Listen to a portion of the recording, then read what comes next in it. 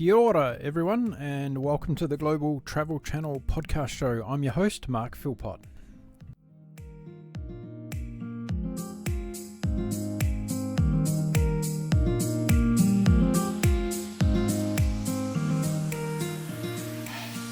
Hello, everyone, and welcome back to the show. It's fantastic to be here with you all again. On the show, I speak to people all across the world about their incredible travel experiences, and hopefully it motivates you, inspires you, or even educates you to get out there and sample a little bit more of our wonderful world. Now, on today's show, I have another incredible guest. He's going to tell us what it's like to fly a plane by yourself from the South Pole to the North Pole. Yes, coming up shortly.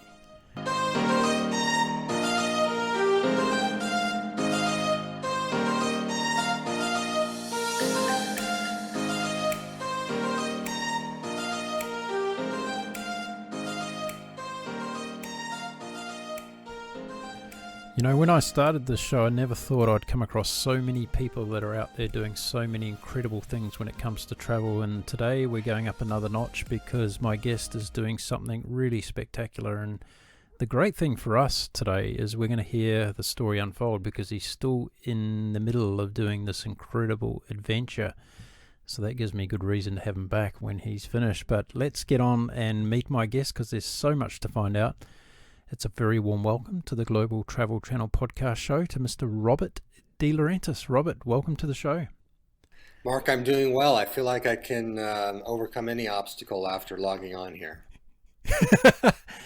For those that are not in the know of the airline industry or the aviation industry, we've just had our own aircraft on ground situation between Robert and I and trying to get the show underway today. But Robert, we're up in the air and we've got blue skies in front of us, mate, so everything's good. How are you going today besides that?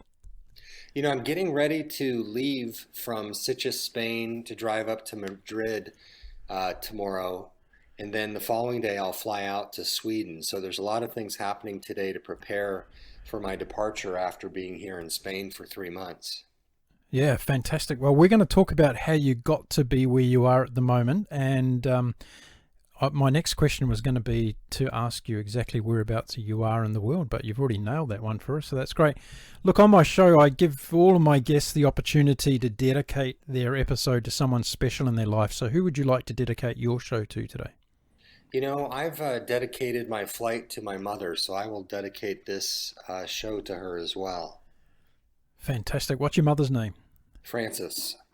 Frances, this is for you, a beautiful dedication from your son Robert. We're going to talk a lot about flying today in this epic adventure that you are on, but flying is something that's very special to you. When did it all start? When did flying become something in your life? You know, I believe that pilots are born pilots, but in terms of me actually getting into a plane, it happened about 9 years ago. And it wasn't for lack of desire. As a child, I always wanted to fly. I had radio-controlled and string-controlled planes. And then it wasn't until later in my life, when I was in my mid-40s, that I actually had the resources of time and money to learn how to fly. So, you know, by some standards, I'm a relatively sort of mid-range pilot. I have about 2,000 hours, but a lot of those have happened, you know, in the last several years. So my time is fairly compact. Yeah, interesting. I'm really interested by your comment when you said you believe that people who fly are born pilots. Can you explain that a bit more? Why do you think that is? Yeah, you know, I actually saw a good example of that the other day. And it's funny because yesterday we released a book called The Little Plane That Could. And it's a children's book designed for little kids from ages 3 to 5. And when I was in Nairobi, Kenya, a mentor of mine was with me. We were walking through a mall, and there was a restaurant. There was a mother, father, and a little girl that was maybe, I don't know, 2 years old. And they were seated at the table. The parents were having a conversation, and there was a plane flying overhead. And the little girl pointed up at the plane. And she didn't have words yet to use, but she was intrigued by it. And my thought was, there's someone who aspires to be a pilot because they've got that curiosity. So did you send her a copy of your little book? You know, it wasn't out yet.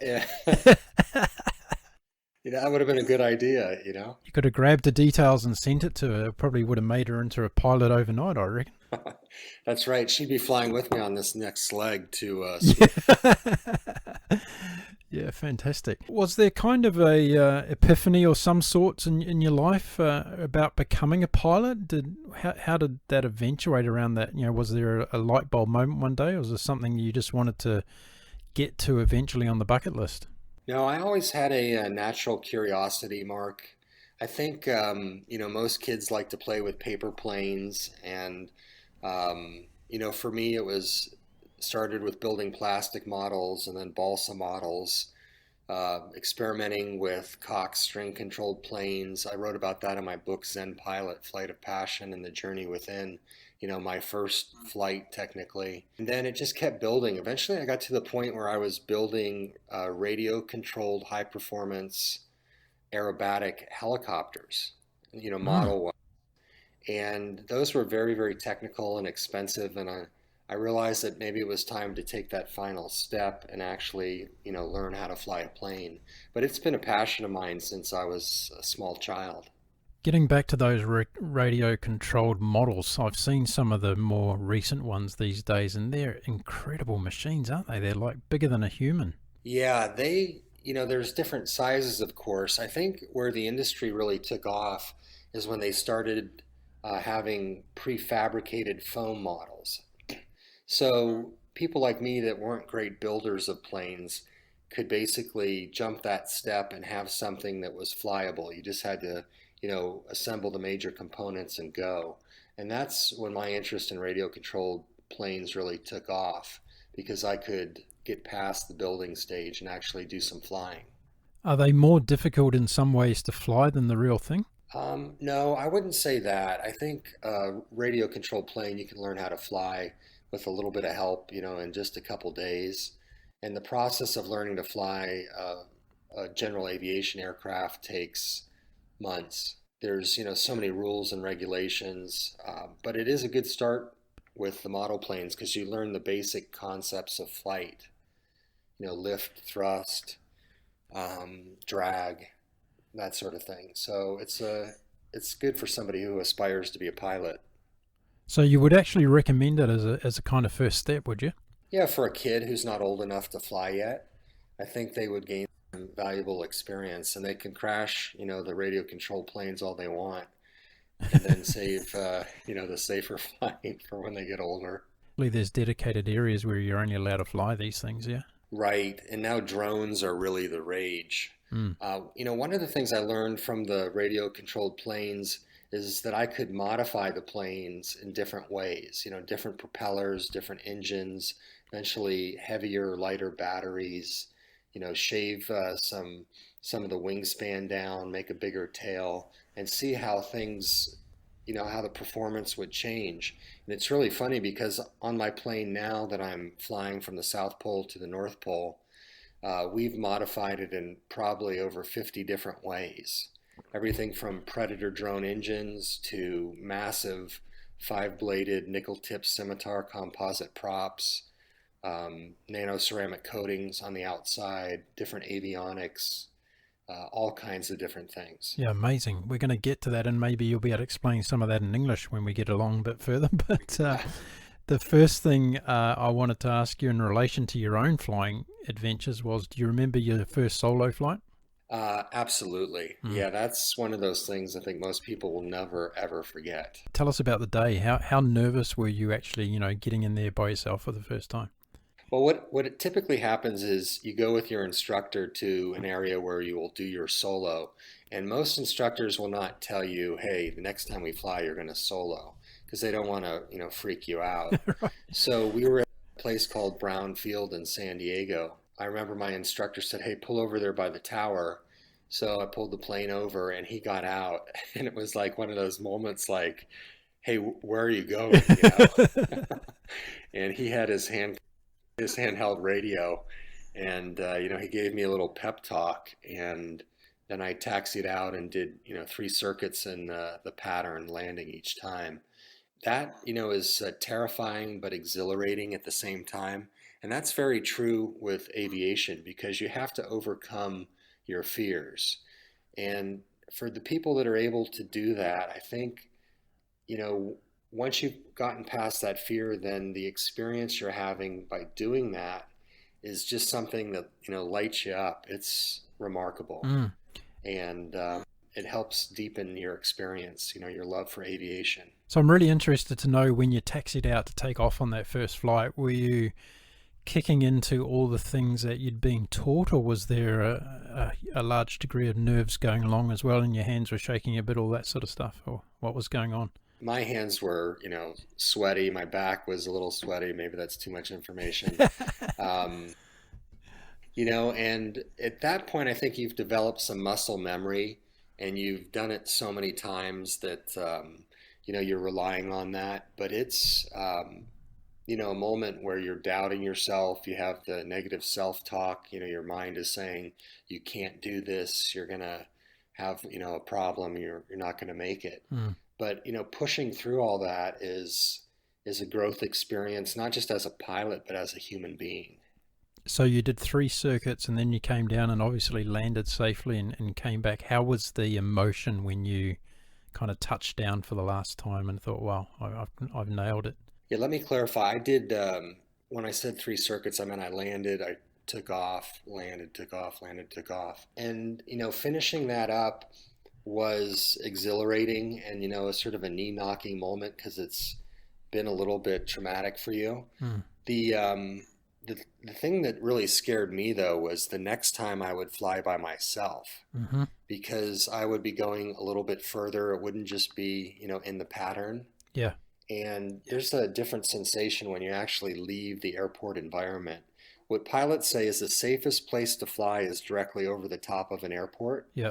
because if you have a, you know, loss of power, if you lose your engine, you can just descend down and land. It's when you start going from point A to point B, you might be over mountains, you might be probably not over a lake at that early stage or an ocean, but definitely a place with fewer opportunities to land.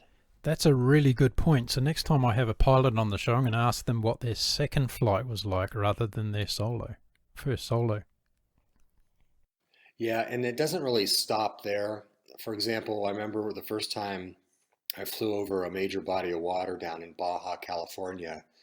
Um, you become more sensitive to sounds, like you're listening very intently to the engine of the plane, and you can hear, you know, if it misfires, you hear stuff you've never heard before.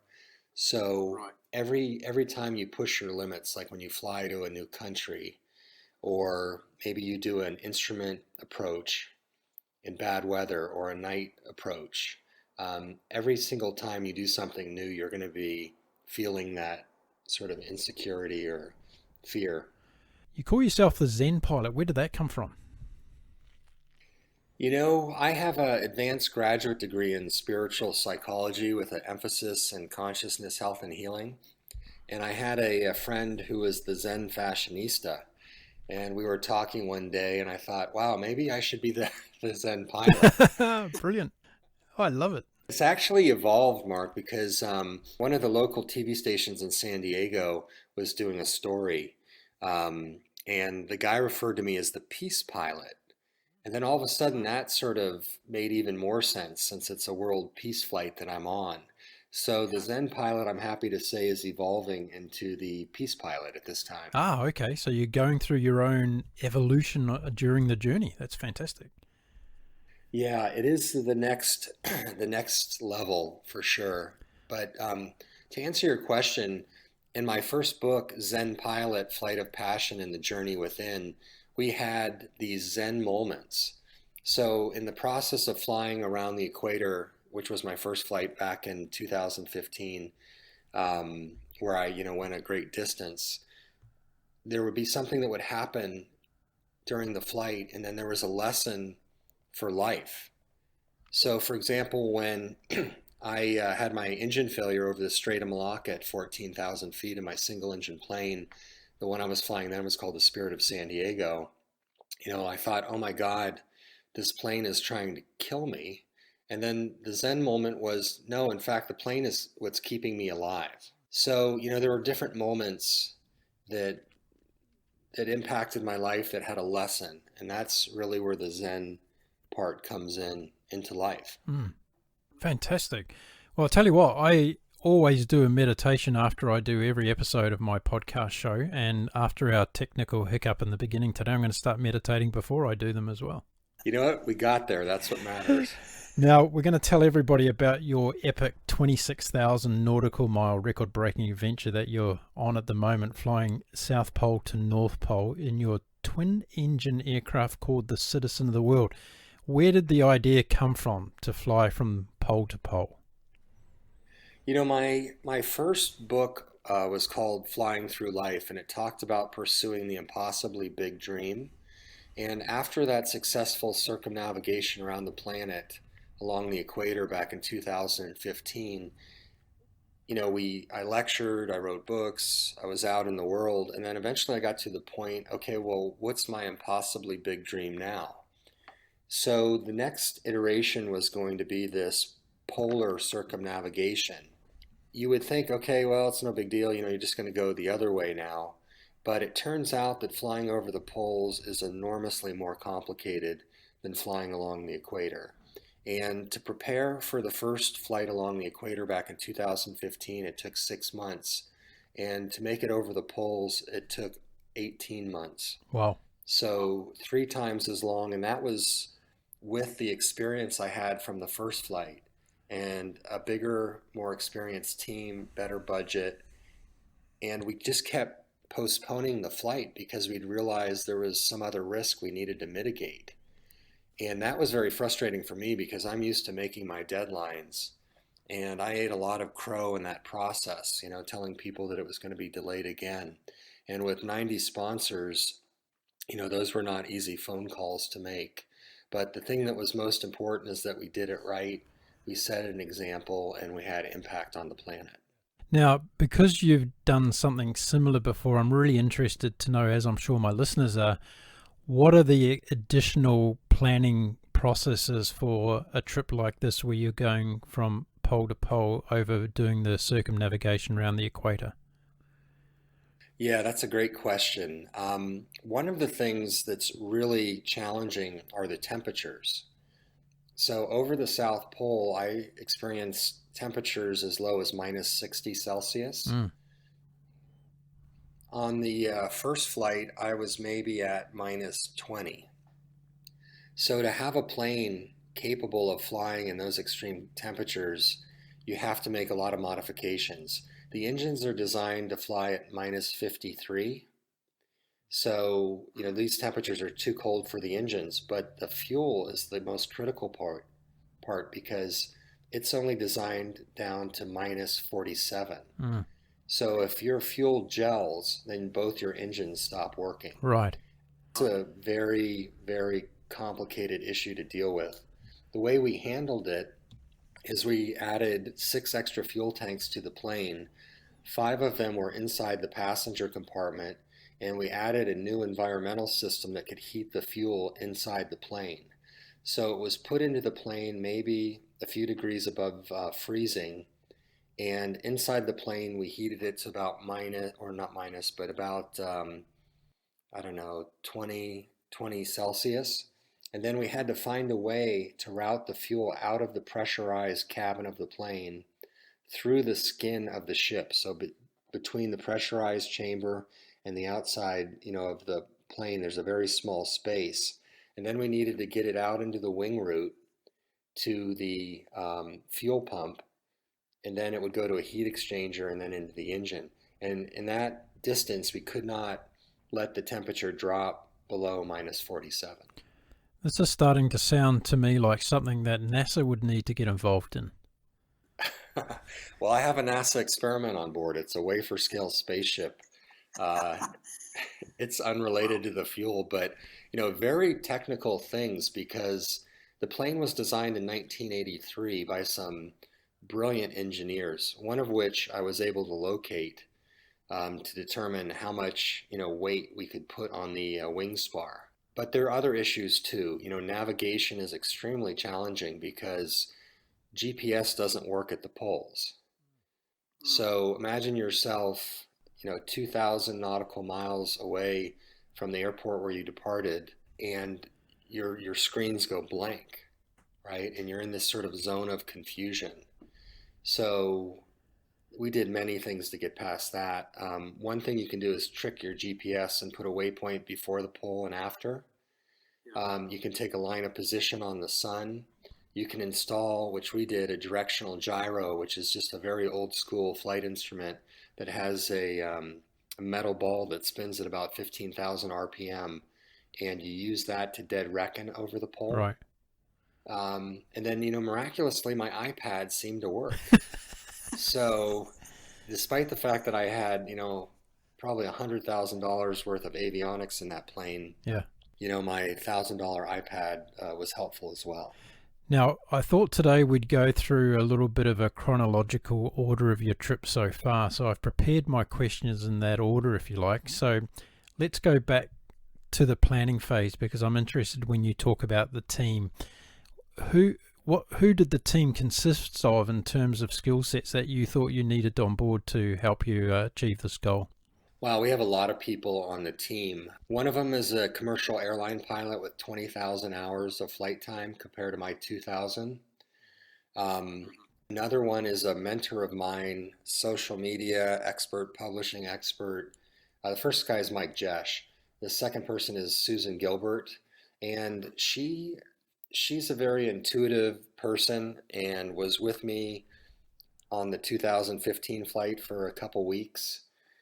She's also a pilot. She's the person who got me into flying, into spirituality, and small business, my three passions. We have a guy named Dr. or Professor Brian Keating. He is an astrophysicist who was up for the Nobel Peace Prize, or I'm sorry, for the Nobel Prize for Astrophysics. He helped me determine the best time of the year to cross the South Pole. He put me in touch with the scientists that were working with NASA. Critical guy. We have a lady who helps me with public relations, community relations. She's an editor. Her name's Mary Mark Dante. A guy named Stan Perkins is kind of like my flight surgeon. He's a anesthesiologist and also flies the same type of plane that I do. So excellent go-to guy when I have questions about the plane or my health. We've got a bunch of mechanics, a guy named Rob Luvio, who's been very, very helpful on this project. There's really a lot of people, and then there's all the sponsors and supporters, over 90 of them. So it really takes, quite a few people working together to make a trip like this happen. Now, you told us at the beginning of the show you're currently in Spain, but where's hometown for you? Santiago, California is hometown for me, but I am a citizen of the world, Yeah, I'm picking that up very quickly. But I've got to say, though, San Diego is one of my favorite places in the entire world. The climate there has to be second to none, I'd say, as far as... Yeah, San Diego's a wonderful place. It's a great place to call home. It has so many things that are fun to do there. You've got water, you've got mountains, you've got desert, you've got a little bit of culture, not as much as LA, but certainly close enough to LA to, make those things happen if you want. Yeah. Now, in listening to you talking about the extraordinary skill sets of your team, it wasn't like you walked up the street at home one day and knocked on neighbors' doors and said, "Hey, do you want to help me in a project?" Right? You went out to some fairly specific and serious people. You talked about a scientific project you're also doing on the way. Can you tell us a bit about that? Yeah, we have two scientific projects. One of them is a wafer scale spaceship, and that is tied to the University of Santa Barbara, the scientists there, and they've been contracted by NASA to build this wafer scale spaceship. And it's about the size of a small dish, probably about 1.5 inches thick. And the thought behind that is that in the future, NASA won't be sending spaceships into outer space because it's enormously expensive to lift a rocket motor into space and then carry all the fuel that goes with it. Plus, astronauts are, not necessarily going to be required in the future. So they've reduced it down to something about the size of a circuit board. And this early version of it records data. So it's recording my speed, my altitude, the temperature. It can take pictures. Um, and it's collecting that data. And this particular wafer scale spaceship had never been farther than Santa Barbara. They sent it up in a balloon and then they put it on a drone for a little while. So it's a big adventure for this little spaceship. The second thing is through the Scripps Institute of Oceanography, and we're testing for plastics in the atmosphere. So in the past, they've determined that there's plastics, meaning like microfibers from your clothes, in all the bodies of water on the planet and on the ground all over the planet, including the South Pole. But nobody's tested for atmospheric plastics. And we have some sticky tape at 4 different places on the plane, and I very carefully place that on before a flight and then remove it. And the thing that's really interesting now, Mark, is that we're trying to determine if we can check for the coronavirus on these plastics in the atmosphere. So the fact that I'm here in Spain, the epicenter for the coronavirus, at this precise time and about to leave on Friday is the absolute perfect timing. And it tells me that those early delays in my trip were probably meant to be so that I could be at this place in time. Yeah, that's extraordinary. You're actually participating on behalf of humanity to find out all these things that are happening in the atmosphere.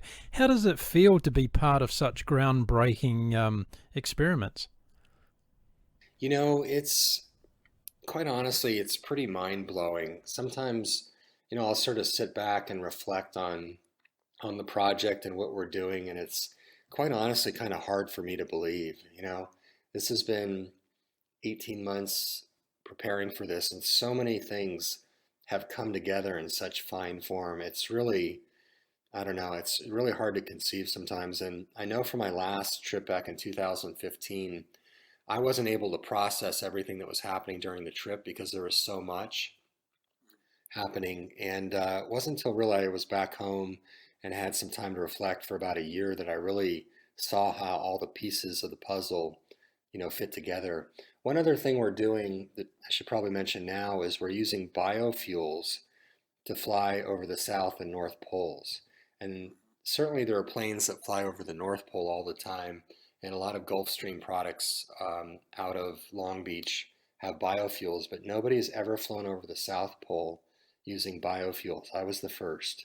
And, we'd like to say that electric planes are going to save the planet, but right here and now, what we have are biofuels. And it wasn't easy to get those biofuels because certainly they weren't down near Ushuaia, Argentina. So Gulfstream, one of my sponsors, gave me about 100, actually 200 gallons of biofuels.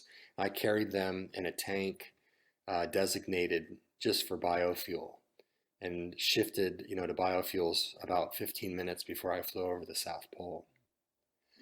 I actually used biofuels too to get me home because I was running low on fuel, and the only thing I had left was the biofuel I was going to use for the North Pole. So I need to pick up some more in Northern Europe. It's more plentiful up there, but yeah, biofuels have played a part in this trip. Do you play any sport, Robert? Well, when I was in high school, I was a pole vaulter, actually a Region 1 pole vaulting champ. And then when I got to college at USC, I was on the crew team. Yeah.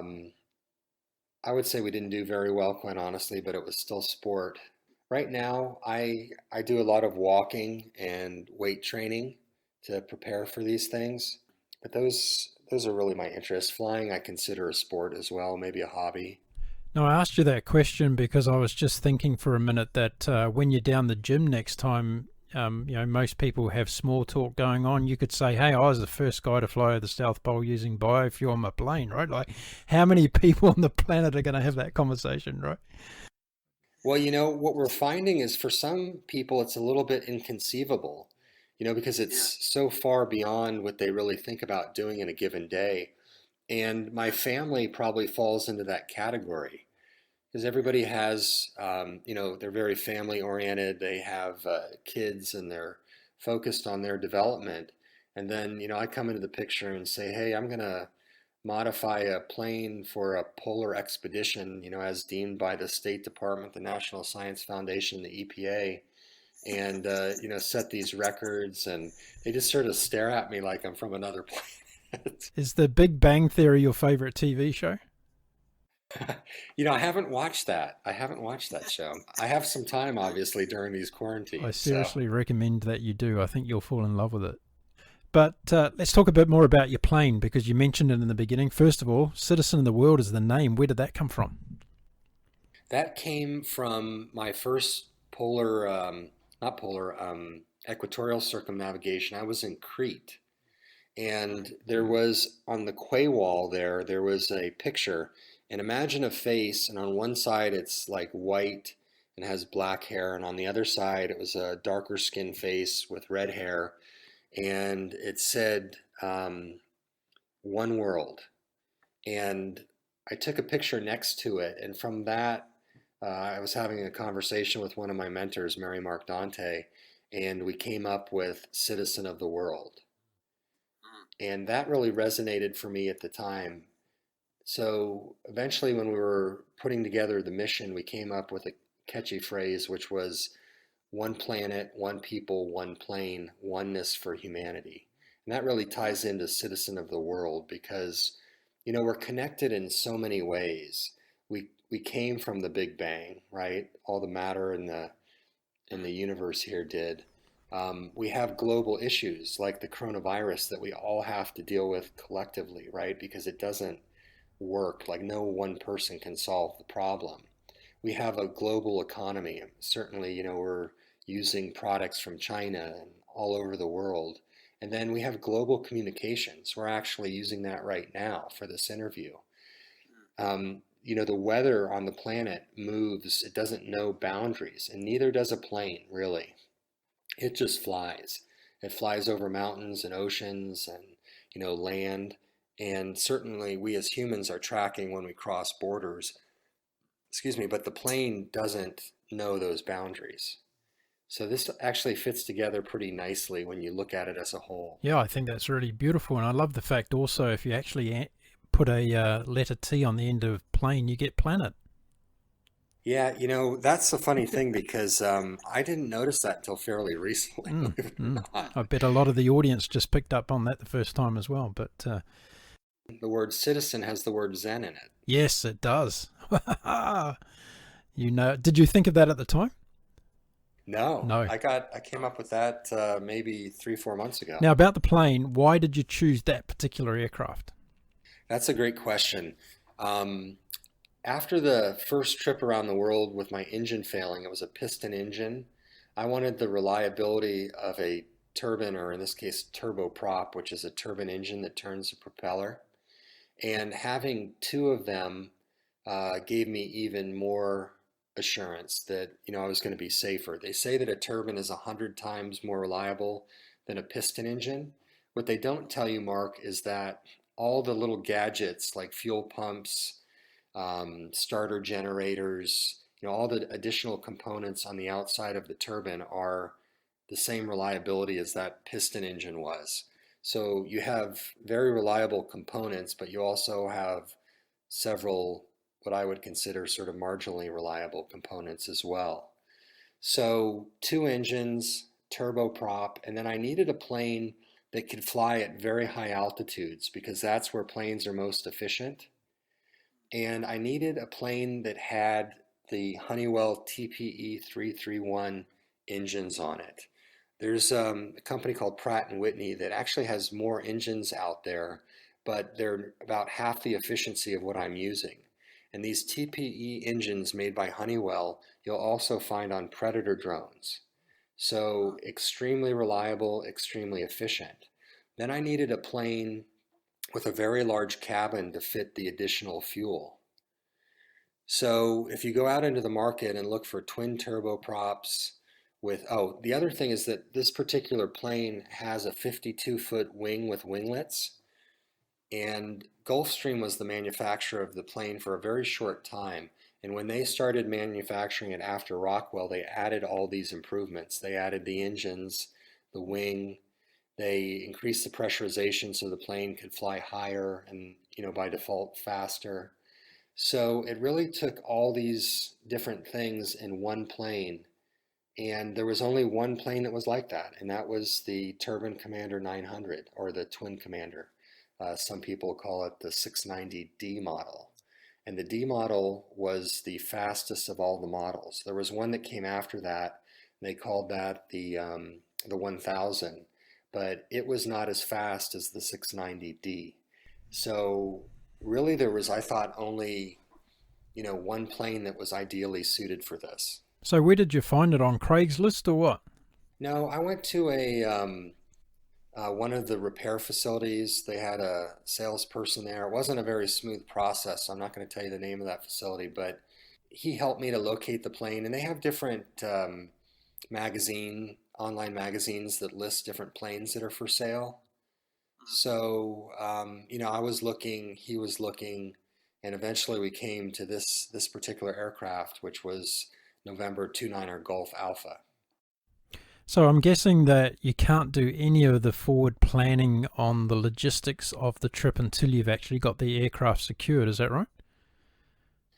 No, that's not necessarily true. There's an awful lot of it you can plan for. What I didn't know until the day of departure for the South Pole is if I could make it that far. I was in the Mojave Desert testing the plane about 2-3 weeks before I left the country, and we loaded the plane up with partial fuel, and then we had to project whether with more fuel and more drag we could make the distance. And as you imagine, the more fuel you add to the plane, the less efficient it is because it's heavier, and what they call the angle of attack gets steeper, so there's more drag or induced drag. So, I did the test flight. I had an engineer who had designed many planes. He worked for Scaled Composites, a brilliant guy by the name of Robert Morgan. And he projected that I would be able to make it the distance that I needed to go with the fuel that I had.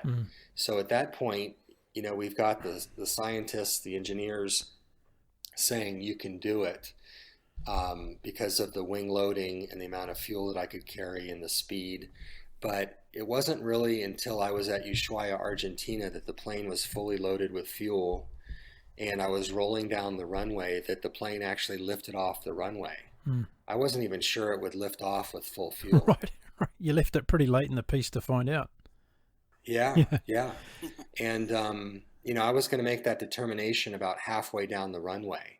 And then if I didn't think it was going to lift off, then I was going to have to, hit the brakes and put the engines into reverse thrust. Wow. And pray to God I could stop it. How long before you started the trip did you actually acquire the aircraft? Almost 3 years. Oh, okay. And, that sounds like a long period of time, but with the modifications we were making to the plane, it really wasn't. And the thing that was interesting was leading up to the departure day, we were having a lot of problems with all the installed equipment. If you start putting more power on a plane and you fly it higher and faster and pressurize it to a higher cabin pressure, that thing's under an enormous amount of stress. So we had things like windshields cracking at 30,000 feet. I had new engines that we put on that you have to shut down to test in flight that wouldn't restart. We had environmental system, brand new, state-of-the-art, the best on the planet environmental system that, blew out at about 6 hours. So getting everything to work perfectly was extremely difficult, and it really didn't happen until I left the United States. So it was like we were right up to the wire, and planes typically fly better if you fly them a lot. So I was unsure what I had when I was leaving the country, I wasn't sure if it would continue to break, but it's been remarkably reliable and efficient since I left the US. I've been, quite honestly, if you can be proud of a plane, I've been very proud of the aircraft because all those systems seem to be working quite well together. And we had, although one issue that we got fixed in Santiago, Chile, and that was the GPS units or flight management systems weren't acquiring the satellites. And I had a backup that was working, but to get everything working properly, we had just a simple connection that had been lost. And it's basically where two wires came together. So it doesn't take much to stop a plane from working perfectly. But when I left for the South Pole, the only issue I had was that one of my fuel gauges was intermittent, which actually created a big problem because if you can't tell how much fuel you Yeah, have I in was your going to say wing, that's quite a major issue to have one fuel gauge playing up. yeah, and the problem was the sensor or the sort of the brain of that component was behind five of the fuel tanks. Mm, And there was no way that I was ever gonna get to it before that flight. mm. So I had this elaborate fuel to, or plan to cross connect fuel tanks, and time how much fuel I was, how long I was running the pump to get the fuel out into the wing. But that was a big concern. And luckily, Mark, on that leg, for some reason, it worked, except for about 5 minutes. Do you know what I think I would have done, Robert? I would have done what I did in the car and just tapped the gauge like crazy. Oh my God, I pulled the gauge out of the panel in flight. I took the wires off, put them back on, shifted the displays from one side to the other. Oh my God, that was a big deal. Sounds like you tried everything. Now, where and when did the trip actually start from? It started from Gillespie Field in San Diego, and it started on November 16th. I didn't leave the country yet, though. I flew to the Mojave Desert to do the test flights. Ended up going to Las Vegas a couple times to have some changes made to the ferry tanks, and then finally flew to Texas, which is where SkyWest Aviation is, and they did some repairs on the plane. So literally the last stop before it, well, I went from there to Brownsville, Texas, which is a short distance away, but the penultimate stop before departure was at the mechanic. Ah, okay, now I get it. Because I've been watching your tracker online and I saw zigzags going backwards and forwards across the United States, and I had no idea what was going on. But now you've explained it all to me, so thank you for that. Yeah, and certainly the trip is not the most direct route, and the reason for that is we're not trying to, set records.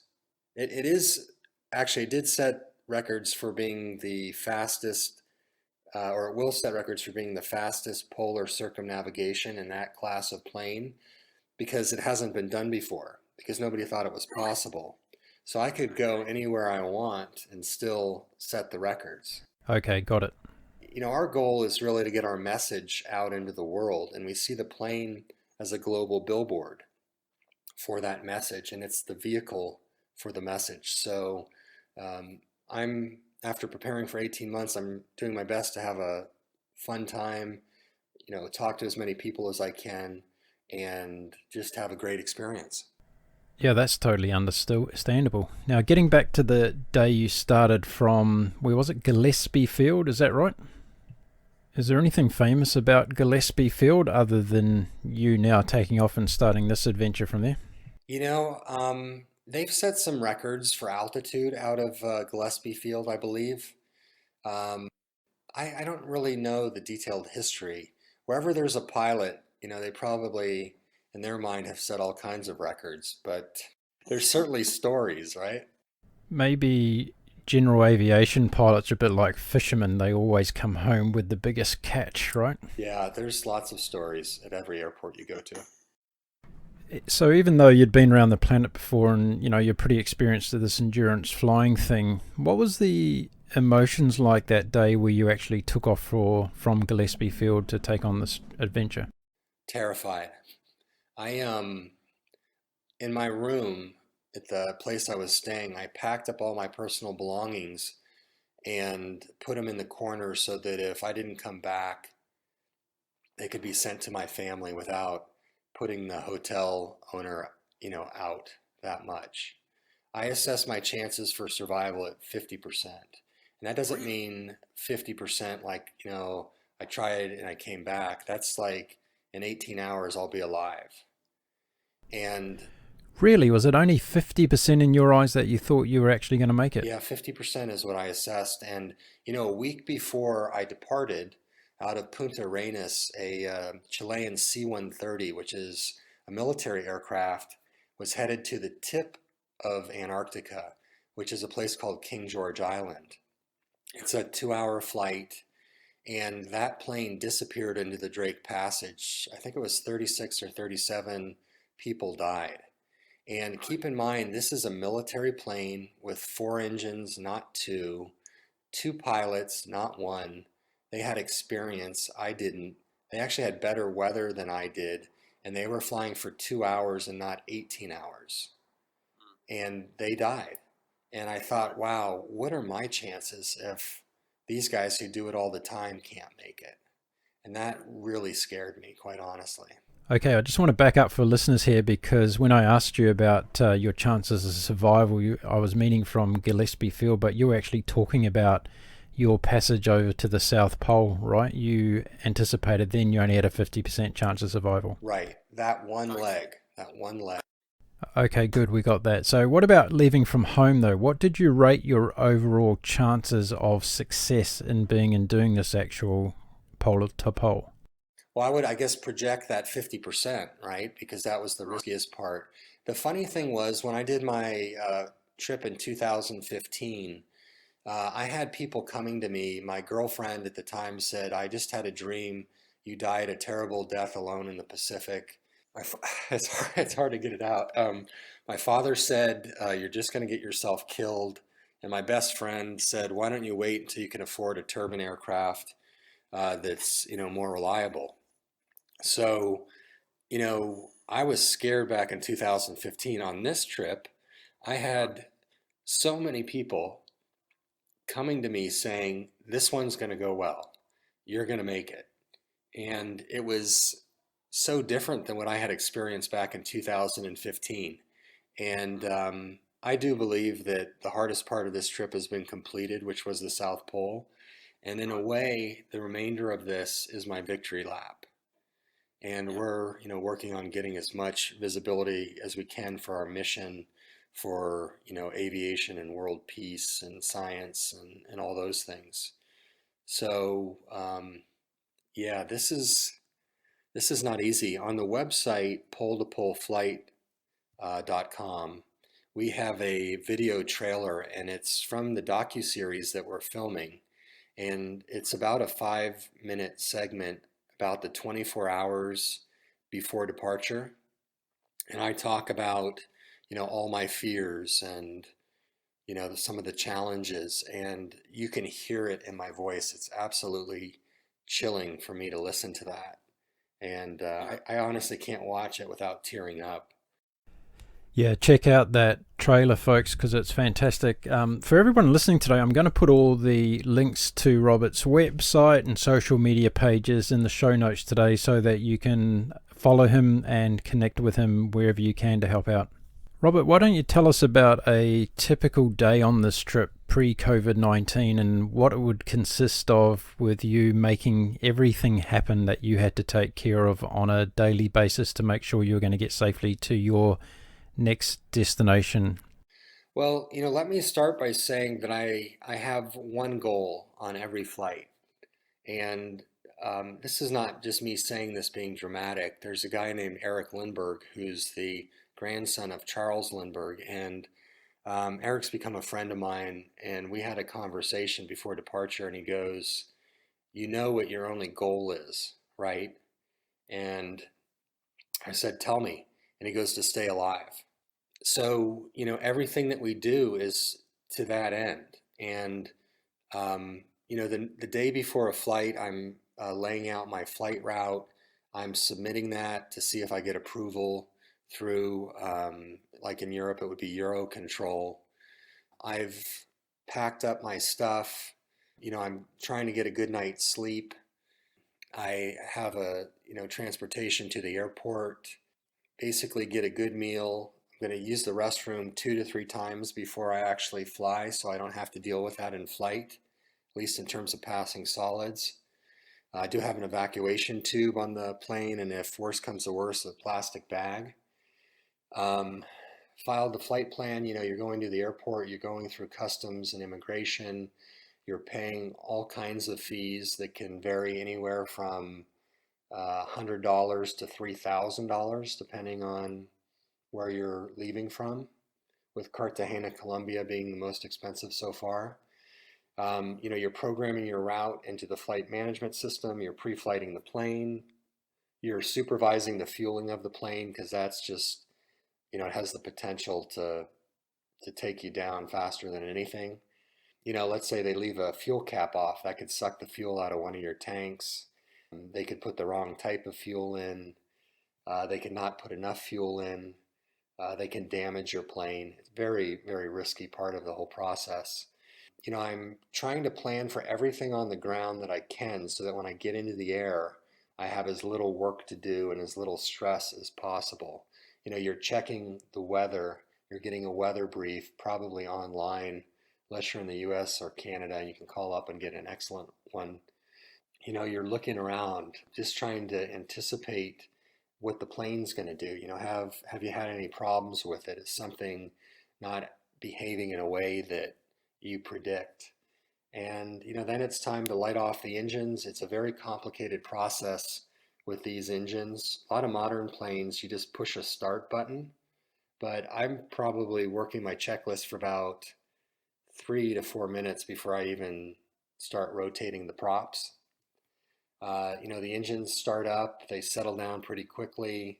You're bringing different systems online, flight management systems, and this plane has every gadget imaginable. So ADSB, automatic dependent surveillance broadcast, you have touch screens, you have digital autopilots, you've got synthetic vision, you got touch screen, everything has a backup. So when all that stuff works, then you're asking for approval to taxi. You get out on the runway and then they approve you for takeoff. Then there's a certain set of parameters that you're following, speed, what you're going to rotate at, speed you're going to climb at. You're looking, maybe you're flying a departure procedure out of there. This plane flies at the same flight levels as commercial planes. So I go as high as 35,000 feet. And, when I'm in the United States, it's not unusual to see a Southwest plane flying below me or above me. And, a lot of planes are fairly basic, the general aviation planes, but this is a very, very, very complicated plane. And that was a sort of a strike against us because you want simplicity when you're doing something very challenging because it just presents more opportunities to fail. But in order to make this trip happen to the South Pole, we needed to rely on an enormous amount of technology. And, I say I've taken myself and the plane to our absolute limits. And that included, finding the engineer who worked for Gulfstream back in 1983, who actually designed the wing, and having him do a feasibility study to see if it could support the extra weight. And I think the last I heard, that C-130 that went down, they thought the wing spar snapped. So that was a grave concern to me. You can see it's a fairly complicated process.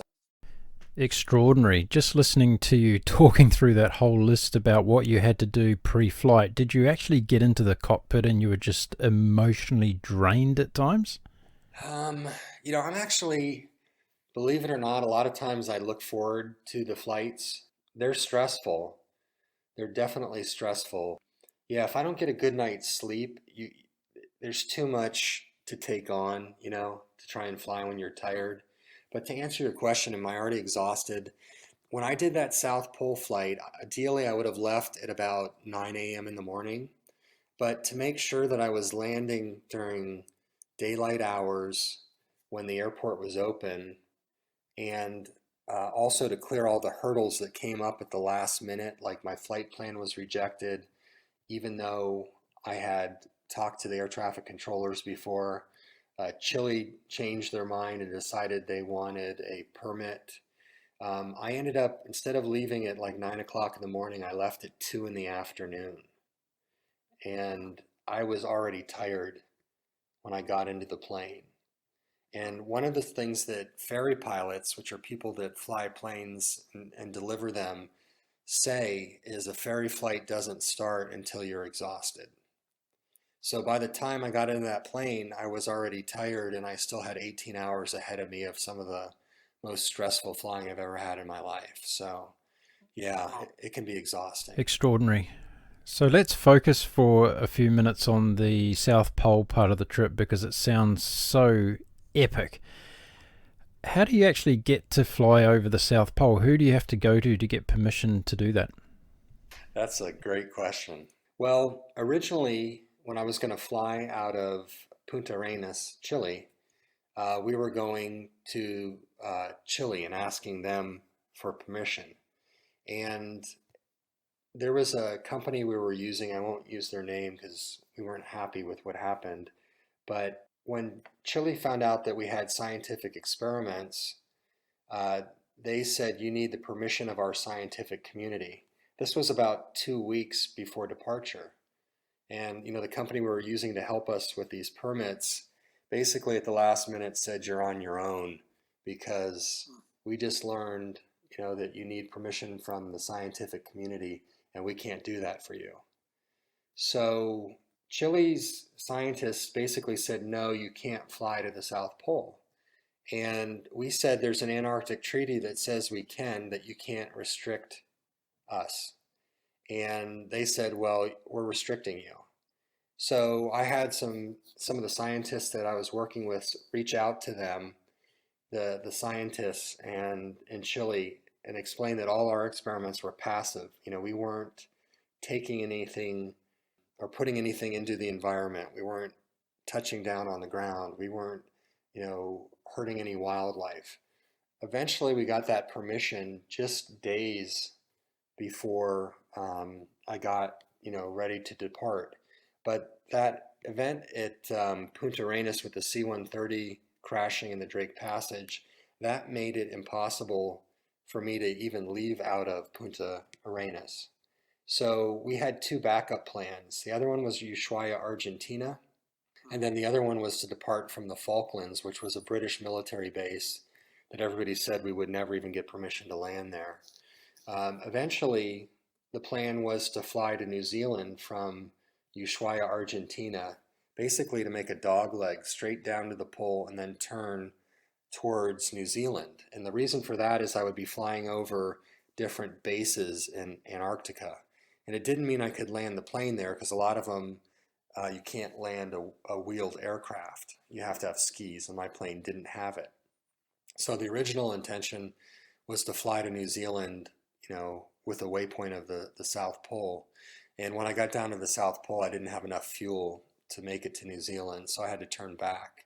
But it still accomplished the mission of making it to the South Pole. Does that answer your question? Yeah, it does, and more. I'm just sitting here in absolute awe of all the things that you're explaining to us here, Robert. It's beyond comprehension to most of us. You spoke about leaving in the afternoon rather than getting off early in the morning. As a result of that, was there any increased awareness around your fear factor about not potentially making it? And did anything go wrong on that trip down to the South Pole? Let me say one thing, Mark, before I answer that question. We're talking about the fear. There have been people that have done, there's been one guy who did a similar flight. He was in a very small plane, and smaller planes can be very, very efficient, especially ones with piston engines. And it's just a whole different profile. You're flying lower, you're flying slower.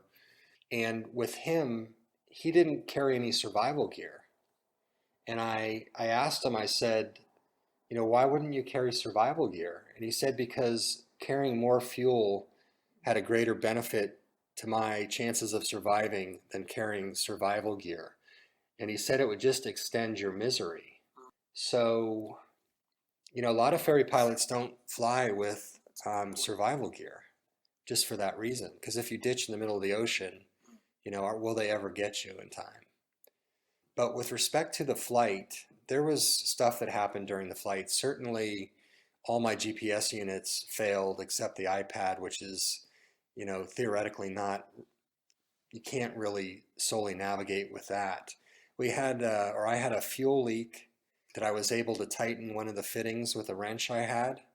It started to leak when I was transferring fuel.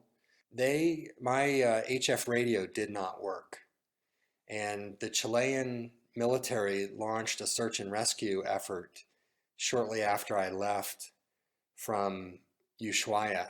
Keep in mind they had one going the previous week, and it's because they weren't communicating with me. So I used a satellite texting device to send an email to the Chilean authorities, and eventually I would use my sat phone to check in with the Chilean authorities every hour. Definitely, so the HF didn't work. That fuel gauge went bad for 5 minutes. Fuel leak, the primary or the flight management systems both failed several times, because as you get closer, they'll go offline and then go online. And then, the most likely part of that mission to fail is actually the pilot. It's the weakest point. And I didn't fail, but I do know that I tried taking some micro naps, and that didn't work for me. I was about 2 hours out, from landing. I was just exhausted beyond belief. I tried taking, like a 5-minute nap, and I was not very restful. And I remember sort of waking from it because I set my iPhone to wake me up, and my left engine, for some odd reason, seemed to be running a little bit rough. Yeah, that wasn't very cool, and it didn't really help me. The thing that I thought was going to be my problem was the fuel tanks, because I had 6 extra fuel tanks with 20 valves. And if any one of those tanks, didn't push the fuel into the wings like it was intended to, then I didn't have enough range to make it home. So, but luckily all that worked perfectly. Wow, amazing. Now tell us about arriving at the South Pole. How does it work? Do you do a U-turn and basically come straight back? No, no, I was actually talking to the South Pole Station, a guy by the name of Corey. He was on the radio there, and I had a checklist that I was following to, make sure that I did everything properly. I did a countdown that we captured for the documentary. And once I crossed over the pole, I did 2 laps around the South Pole. One was for the planet, and one was for the people. And as you can imagine, because the plane's so heavy on the way down, you actually burn more of your fuel on the way down than on the way back. So can you imagine how it feels when you're at the South Pole and you have less than half fuel and you've got to make it back? No, I can't imagine that at all. Look, a lot of people say that they've climbed Mount Everest, that, getting to the top of Everest is not even halfway to succeeding, and that it's about getting back down to base camp safely again. Is that the kind of analogy that you'd use for this trip? Yeah, the flight down was, I thought, pretty good. I was pretty rested and feeling pretty, good overall, compared to what I thought I would be feeling. Certainly I was tired on departure, but I was, I had a lot of adrenaline going. I was feeling good that I had made the South Pole. And then that leg back seemed to take much, much longer. And it didn't, it took actually an hour less, but it seemed to last forever. And, the weather was actually reasonable on the way back. I had a good tailwind. And I don't know, it just, you start getting tired. The stress of the day starts adding up. I don't, as a practice, stay up more than 24 hours at a time. And this flight was more than, by the time the day ended, I had been up, I think, for closer to 36 or 40 hours. Wow. So that was really hard. And I was depending on fear to keep me awake. In fact, the last guy that didn't, carry the survival gear, I said, "Hey, how did you stay awake that entire time?" And he said, "Well, I was never tired because I was always afraid." So, there's a lot of chilling elements to this trip, and there were other people that, wanted to go with me to the South Pole and back. And nobody would write a check big enough, first of all. The second part was that I wanted that experience to be uniquely mine. And I knew that I would have, tremendous personal growth that would come because of that. So, that was the pay dirt for me for all the year or the 18 months of planning and, all the time and money and resources that had been spent making that happen. And quite honestly, I just figured out yesterday, actually, no, it was the day before yesterday, what that pay dirt was. And I think that that trip to the South Pole broke me. It broke me open and it made me open to the lessons that I would learn. And they say that, when somebody's broken, that it allows the light to come in. And I was, for the next month after I landed, I wasn't even sure I had done the flight because I'd wake up and I thought, wow, did I just have a dream? Am I like in some insane asylum and I'm the guy who's strapped in the bed who in his mind believes he just, flew nonstop to the South Pole for the first time in the history of man? I just could not believe it. It was too big. So, Robert, I think we missed out on an opportunity here. I think NASA should have put sensors around your body and your brain during this trip to actually try and understand what was going on from a physiological and emotional point of view. It's extraordinary. The chances are this is never going to be replicated again, this trip, what you've done. It's just extraordinary to hear you talking about all these different impacts that it's had on you as a human being, really. Getting back to the pole situation again at the moment, what was the altitude that you were flying above the South Pole? I believe I was about 32,000 feet at that time. Oh, okay, so you didn't go down and have a close-up look to the ground. No, there was cloud cover, and unfortunately, that part of the trip I was not able to, see the actual pole. But, there are planes that land at the South Pole, which makes it easier in a way because then you just have to carry half the fuel, right? And then you don't need a plane that's prepared in the same way. So it's a different set of parameters that I had. And part of what drove this was my insurance said you can't land at the South Pole.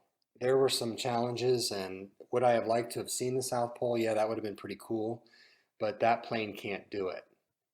It's not designed to land on snow and ice with skis. So, Hang on, I'm fascinated by the insurance company here because they weren't happy with you to land at the South Pole, but here they were letting you do this extraordinary long flight and running on smelly fumes to get home, and they're okay to cover you for that.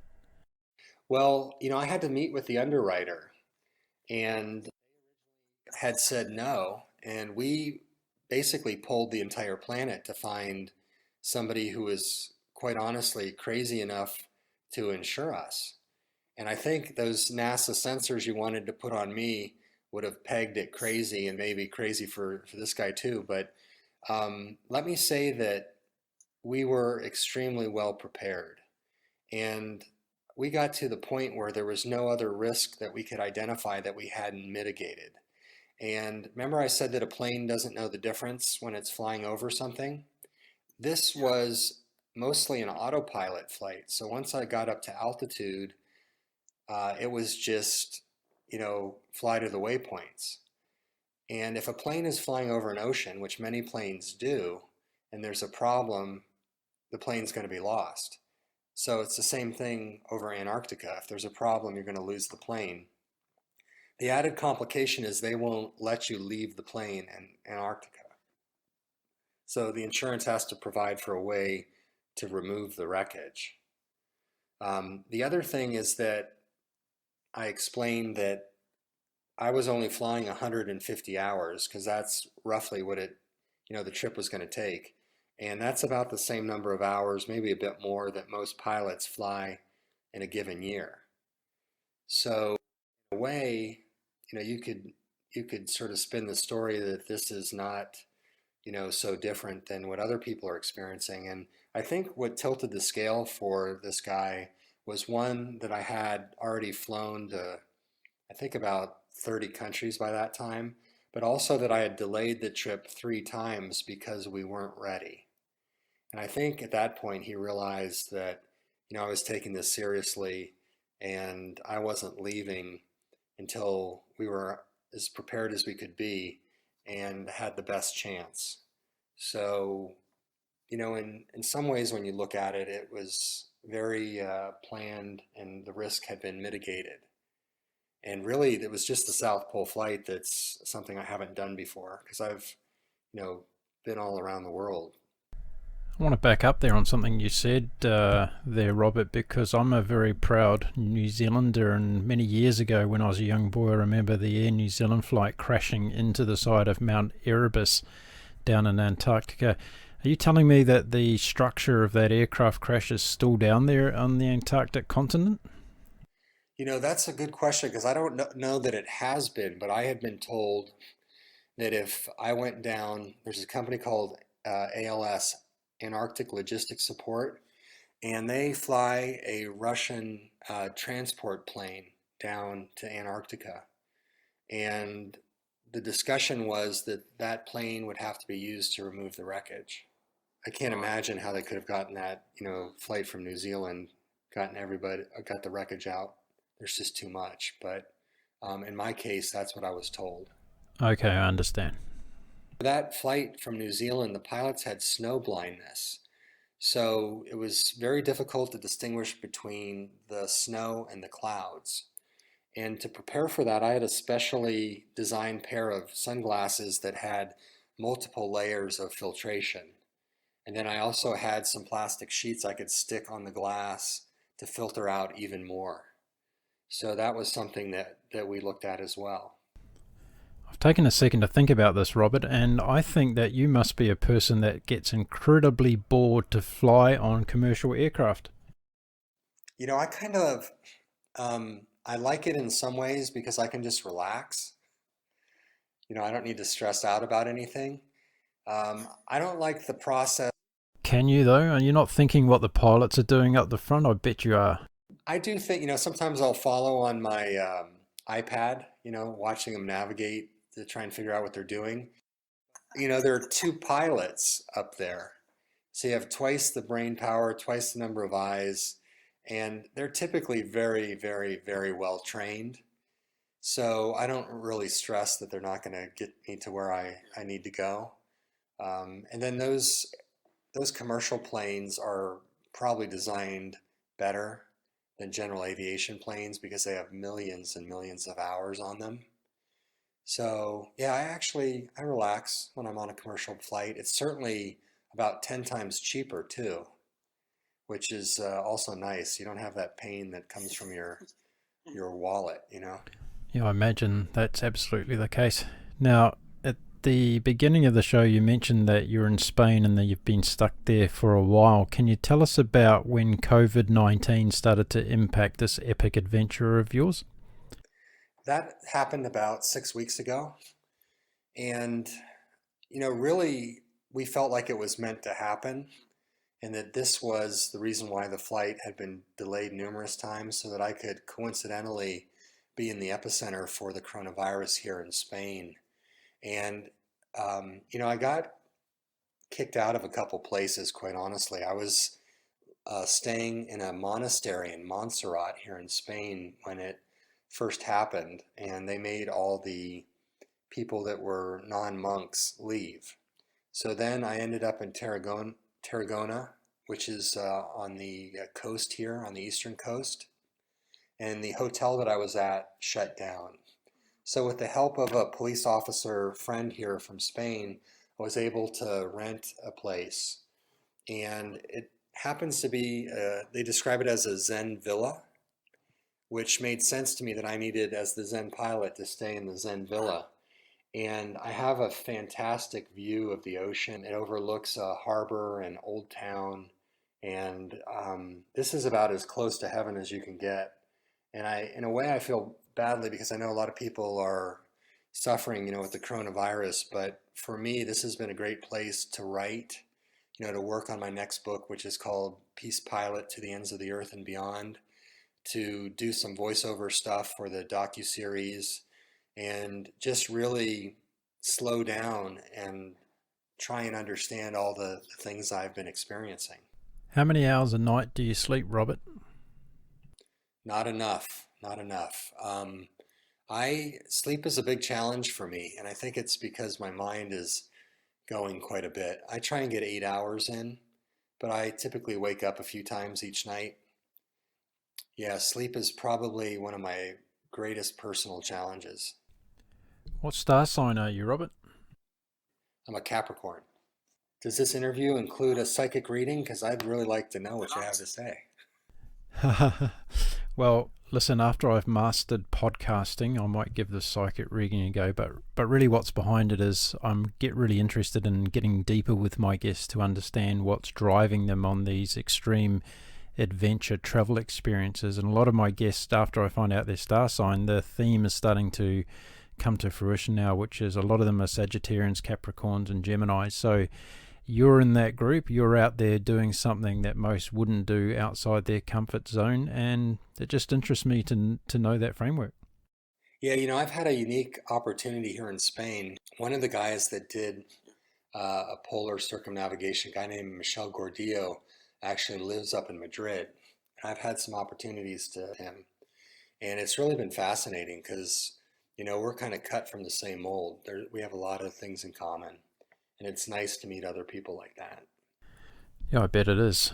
What are a couple of the biggest things that you've learnt about yourself so far on this trip?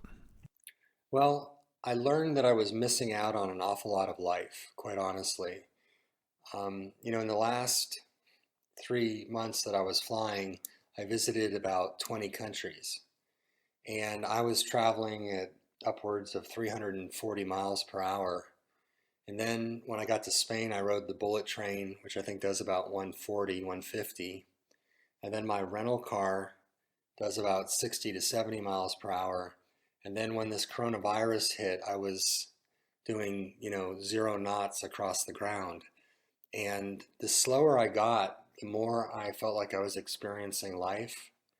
And I eventually got to this place for the first time in my life where I feel like I've experienced inner peace.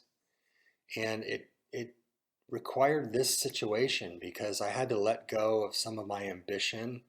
I had to let go of my expectations. I was, for the first time, happy and in a space of gratitude every time I, you know, got to use some toilet paper because it was a little scarce, you know, across the planet for a time. And, you know, when I'd open the refrigerator and there was food there, I was happy, you know.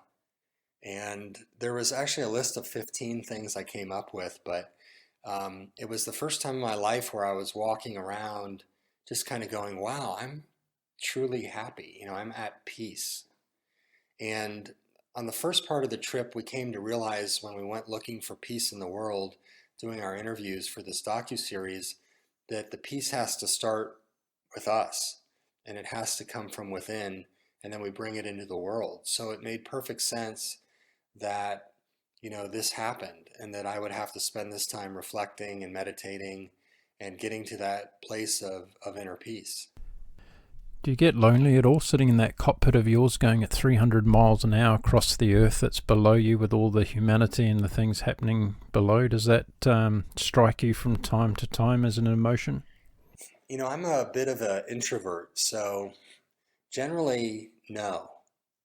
I've had, you know, one of my mentors with me for about a month of the trip, so I had some company there. I really cherish that time alone because I think it's a meditative state that you're in when there's silence. And when you're up above the planet, you know, with that perspective, flying in the clouds and um, going to cool places and having an experience like that, it is, I think, some of the best meditation you can do. Yeah, I can totally relate to that because I think I'd be the same actually in having that inner peace and sanctuary up there above the clouds. It's so meditative when you're flying, that's for sure. Now, what's happening as far as the future goes and the obvious change in plans that you've had to put in place because of COVID-19? What's the next steps in this incredible trip of yours? Yeah, the route has changed many, many times during the span of the trip. And I'm actually scheduled to depart Madrid on Friday, which is just a couple days away. And it's taken about a month to set up all the permission that I required for that flight. And originally I was going to sort of work my way up to Norway and stop in Switzerland, for example, but that place is closed down really tight. So the only real option for me in terms of getting ground support, hotel, transportation, that sort of thing, is Sweden. So that's my next stop. And we're looking at ways, if necessary, if Norway doesn't open up, for me to fly back over the North Pole, the magnetic, the true north, and the North Pole of inaccessibility to Alaska. So we're going to maybe cut Norway out if necessary, because I don't want to fly over the North Pole when it's too cold. So what are you expecting temperatures to be up at the North Pole compared to the -60 that you experienced down at the South Pole? I'm hoping for minus 45 to 50, and that 10 degrees would make... Tropical stuff. Yeah, it's for a plane engine, it's much better. So let's talk about the plans after you've successfully gone over the very warm North Pole and started to head down over Alaska. So you're going to go over Alaska and then I presume you'll go down the west coast of the United States. Is that right? Yeah, I'll get into Prudhoe Bay in Alaska, then over to Anchorage, and then continue over to the west coast, probably stop in Canada for a couple interviews, down into Seattle, and then back to San Diego via Lindbergh Field. And with a little bit of luck, I'll have Eric Lindbergh with me in the plane. And then from there back to Gillespie Field, where I started to complete the circumnavigation. A Lindbergh in the cockpit, that's amazing. So roughly when are you looking at being back home again? Boy, that's the million-dollar question. We're hoping that on the 15th of this month that Sweden opens up their borders to outsiders so we can get the film crew over. There's the potential that that won't happen, and the ideal time to cross the North Pole would be the month of July. So assuming it happened in July, then it will take me probably another month once I get back to the United States to work my way down to San Diego, because there's filming that we're doing in each of these stops. Look, it's all been extraordinary, Robert, and you really are out there representing humanity in a very extraordinary way. And listening to you today and speaking with such courage and determination and commitment, but also with a lot of transparency and humbleness, it's been an absolute pleasure to have you on the show today. And I can only imagine that you're going to go on and be extremely successful in completing this, your latest of amazing, enduring general aviation feats. And I would really love to come and have a chat to you once you get home and you've got all your other press commitments out of the way. Would you be open to that? Absolutely. And, you might get some better answers out of me too, because I'll understand more of what's happening by that time. I can assure you your answers today have been extraordinary, and I want to thank you once again for giving me your time, because that's the most precious thing you've got when you're doing such an adventure. I think you've inspired so many people today. I know that I'm inspired as a result of listening to you, and I know that there's somebody out there listening who's going to take on a great adventure one day, and it's going to be because they listened to Robert DeLaurentis on the Global Travel Channel podcast show. So Robert, thank you very much again for coming on my show today, and I can't wait to speak to you when you finish. Thanks, Mark. I appreciate you having me on and your interest in the pole-to-pole flight and our world peace mission. And, the more people we can get this message out to, the better. And it really is a global community. And, it's important that we talk to the entire planet when we speak. For everyone listening today, don't forget to head on over to Robert's website to find out exactly how he's going by following him on the tracker. Order a copy of his children's book, because we've got to get out there and inspire our young people to do amazing things in our new world. And Robert, I look forward to talking to you again when you get back to San Diego. Sounds good, Mark. Thanks so much. There we are, everyone. Were you blown away by Robert DeLaurentis' epic journey? He's just left Spain and he's heading to Sweden, where he will be continuing his trip up over the North Pole, across to Alaska, and then down the west coast of the United States after a stop in Canada. But what an incredible story. I don't think I've heard an incredible story like that yet on the Global Travel Channel podcast show. I hope it's given you a lot of great listening today. And if you're looking for more listening from the Global Travel Channel episodes, go over to our website, www.globaltravelchannel.com. You can download all our episodes from all the usual places like iHeartRadio, Google Play, Stitcher, Spotify, Apple, iTunes under the podcast section. They're all there, so just check them out on our website. Now, if you loved Robert as a guest today, and how couldn't you, go and vote for him also on the website under the awards page, because the 2019-2020 Global Travel Channel Podcast Awards are upon us, folks. Yes, in June we're going to be announcing the winners of the awards, and Robert could be one of those if you go and vote for him. So there's several categories that you can vote for Robert under today. Again, go to the website under the awards page. It takes a couple of minutes to fill it out, and send in your vote for him. Well, there we go, an epic journey. I've got to go and cool down a bit. I might have to go for a run to get over that one, I think. I hope you all have a fantastic day. My name's Mark Philpott. Until we meet again next time, thank you for tuning in to the Global Travel Channel podcast show.